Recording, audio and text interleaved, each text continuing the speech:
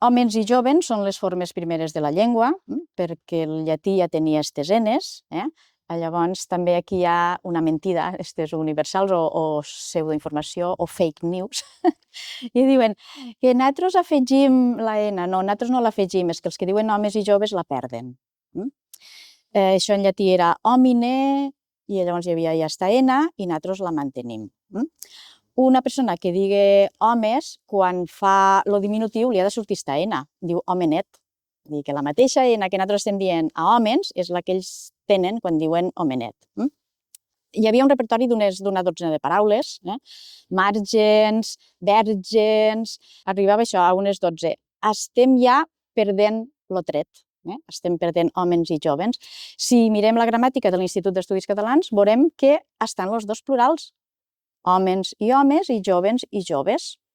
S'han de vehicular en normalitat. A on? Sobretot a la zona on els parlants diu, a on és propi, però tenen els dies comptats també.